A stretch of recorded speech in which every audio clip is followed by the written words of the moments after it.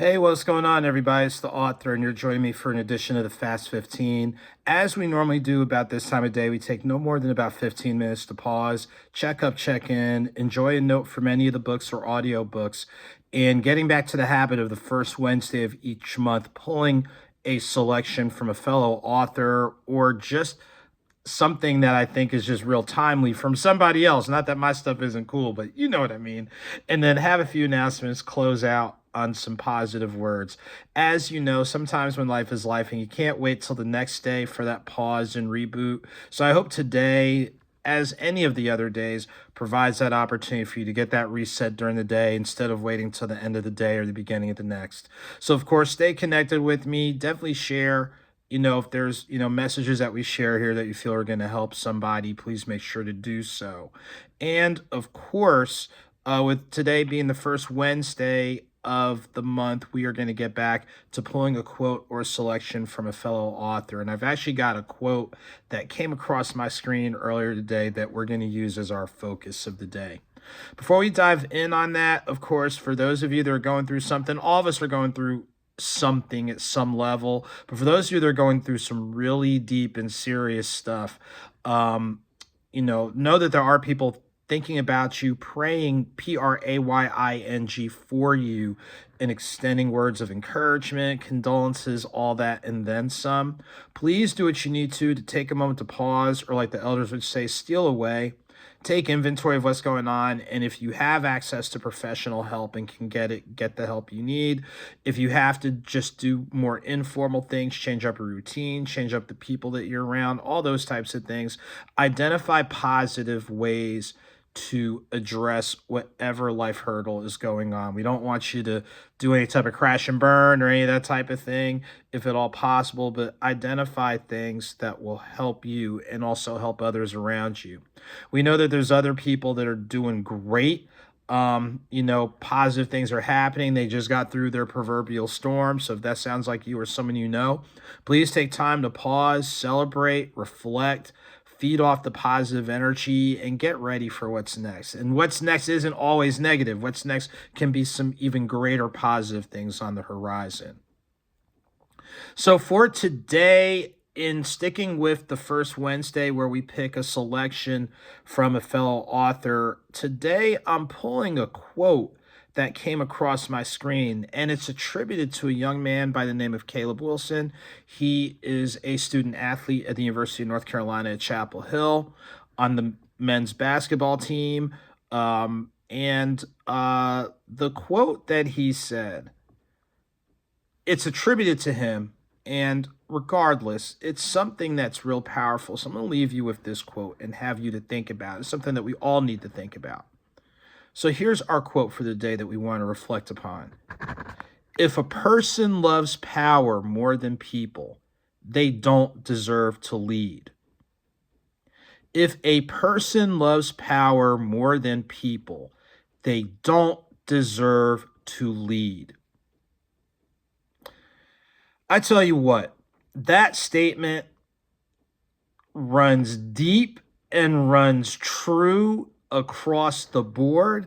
Unfortunately, there are people who are in such pursuit of power that they forget about the people that they are supposed to serve. And the people that they are supposed to serve really happens to be the greater good. That's a little bit of everybody, regardless of the packaging, the demographic, what have you.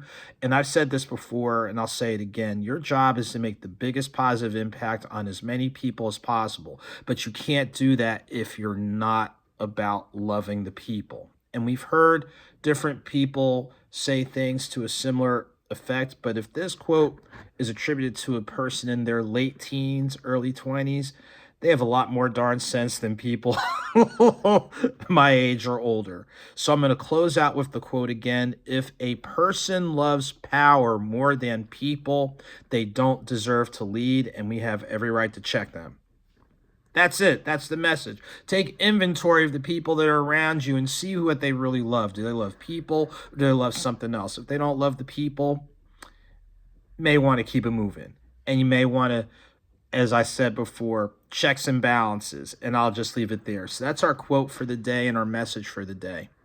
So as we get ready to kind of wind down, just a couple of simple things. February is Black History Month. First off, know the history, ladies and gentlemen. Dr. Carter G. Woodson really came up with the idea because for far too long, Black folk were left out, and still to this time, left out, marginalized, dehumanized, discredited, all that type of stuff. When you dig a little bit deeper, and Black folks across the board, not just here in the US, but across the board, are responsible for a great many things that we take for granted.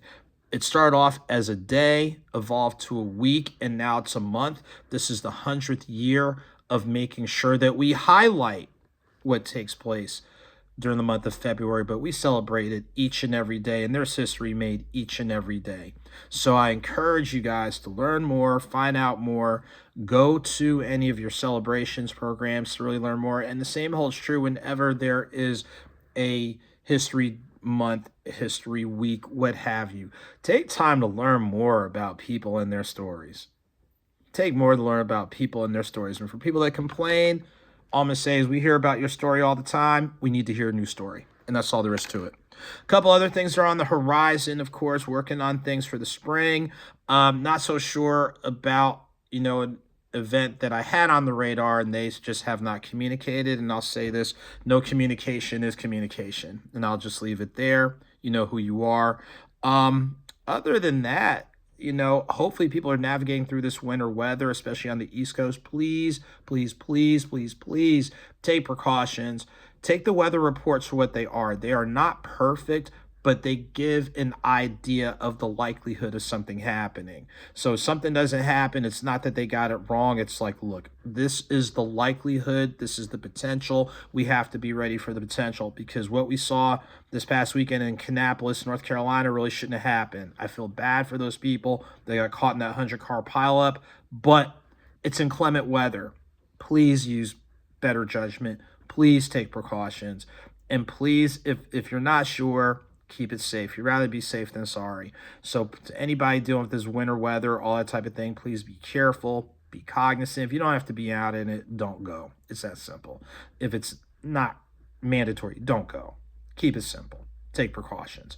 Other than that, we'll continue to have updates on different things that are happening. The newsletter came out on February 1st. Make sure to check it out for updates, not only on all the audiobooks, books, and other events, but also some of the groups that we collaborate with. So check them out and support them. Shouts to the Vault podcast and author, poet extraordinaire, Nicole Sherrill. Thanks for having me as a part of that awesome series for Black History Month. So we've got it posted. Make sure to check that out. Like, add, share, support, the series, as well as we'll drop a couple other selections from the previous audiobooks in support of that effort. And yeah, just thank you to everybody, all the book clubs, bookstores, book festivals, all that type of thing. This month is an important month because February 2017 is when I debuted as an author with the book Deeper Than Your Deepest Sleep, Thoughts on Love with AuthorASnorton. So that's the first book that I did that is more of a poetic retelling of looking at the energy of love. So that came out in February of 2017. So this marks 9 years. So 5 books and 5 audiobooks later, over 9 years. So thank you to everybody who supported along the way. Hey, you get there to a degree by yourself because you still have to do your work, but you definitely get there with the support of others. So thank you for everyone who supported, and of course, the divine. So as we get ready to close out, as I always say, whether small or big, a victory is a victory. Whether slow or swift, movement is movement. Keep it victorious. Keep it moving. All of you take very good care. Look forward to seeing you soon.